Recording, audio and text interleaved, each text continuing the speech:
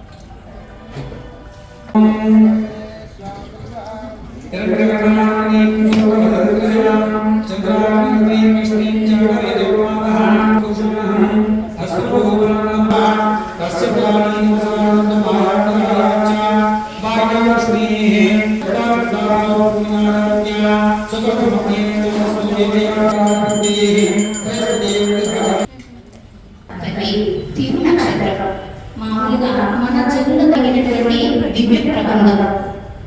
దీన్ని ఎలా గ్రహించారు? ఈ భూలోకంలో ఉన్నటువంటి వారందరూ కూడా తరించాలి, దిద్దుబాటు అవ్వాలి అని అమ్మ అనుగ్రహించింది. ఊరికే పాసగా చెప్పి వదిలివేయలేదు, ఆమె దానిని ఆచరించింది. ఎప్పుడైనా జ్ఞానం తెలుసుకోవడం అంటే ఏమిటి? జ్ఞానం ఉంది, జ్ఞానం కలిగింది అంటే అర్థం ఏమిటి అంటే ఒక విషయాన్ని తెలుసుకోవడం. ఆ తెలుసుకున్న దాన్ని అందరితోటి ఆపివేయకుండా ఆచరణ పర్యంతము తీసుకురావాలి. గౌతమ ఎప్పుడో కలియుగం మొదలైన 92 సంవత్సరాల మరణామ సంవత్సరంలో అమ్మ అవతరించింది.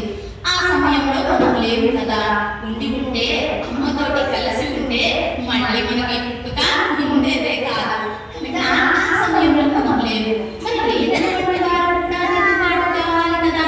అవతారాలు దాచినప్పుడే దిద్దుబాటు అయినటువంటి వారు కొంతమంది, ఆ అవతారాలను తలుచుకుని వారు అనుభవిస్తూ దిద్దుబాటు అయ్యేటటువంటి వారు మరికొంతమంది. వాటిని కూడా తలుచుకోలేకుండా పోతున్నారు ఈ కర్మ జీవులు. ఈ భూమిపై ఉన్నటువంటి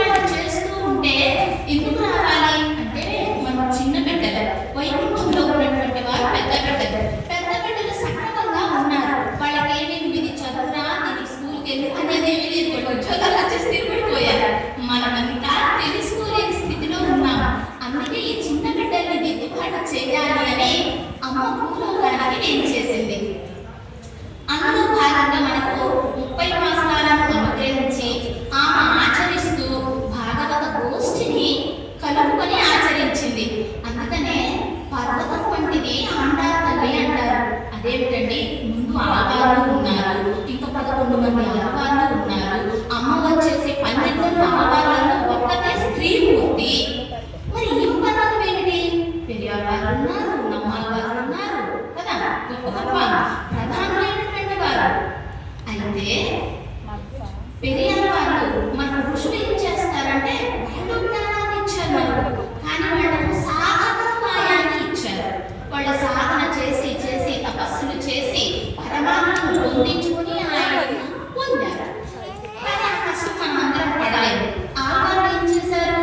పరమాత్మ కళ్యాణ గుణాలనే తలుచుకుంటూ తలుచుకుంటూ వైకుంఠానికి చేరారు. అందుకని ఏమన్నారు? ఋషులు పరమాణు వంటి వారు, ఆవారం పర్వతం వంటి వారు అన్నారు. అలాగే ఆవారంలో కూడా పెరియార్ వారు పర్వతం వంటి వారు అన్నారు. పెరియార్ వారు సాక్షాత్తుగా పరమాత్మే ప్రత్యక్షమై దర్శనమిస్తే నాకు అయి కావాలి, ఈ కావాలి, నన్ను మోక్షానికి తీసుకెళ్ళు, ఎప్పుడు నీ దగ్గరికి చేర్చుకుంటావు అని కోరగా స్వామికి పళ్ళాడి పళ్ళాడి పళ్ళాయి రత్నాడు అంటూ చక్కగా మంగళాశాసనం చేశారు.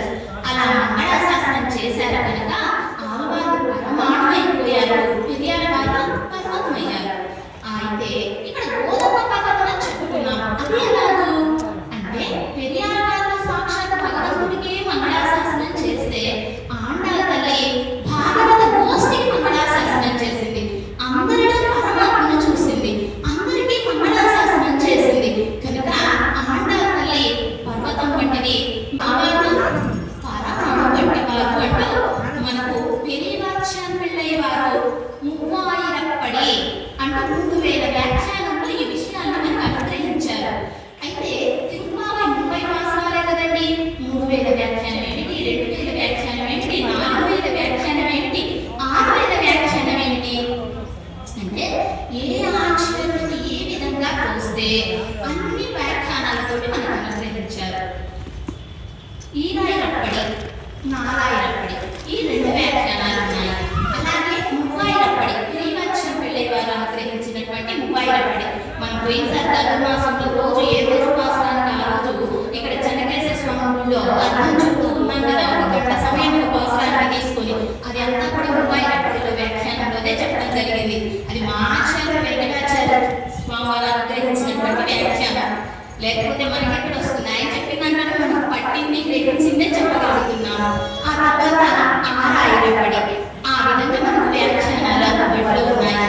కానీ మన సమయానికి మనం అమ్మను తలుచుకునేటటువంటి భాగ్యం ఎంత లభ్యమయ్యేది. అమ్మ అలంకారం అయ్యింది కదా, ఇప్పుడు సేవించుకుందాం. ఓం దేవేశ్వరాయ నమః, ఓం దేవే నమః, ఓం భూసురాయ నమః, ఓం భూసారణ్య నమః, ఓం తులసీగణాభూతాయ నమః, ఓం శ్రీ ధర్మప్రవాసిని నమః, ఓం పట్టణాభివృద్ధి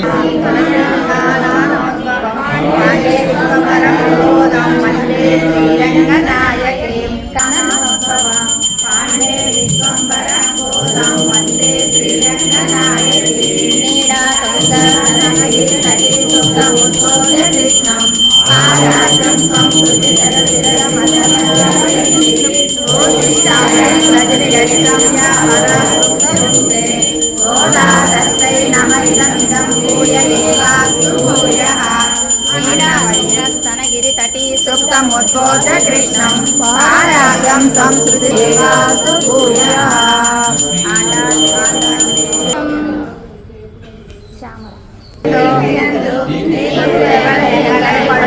పోగాదు ఇతై పరే భగవాన్ గోవింద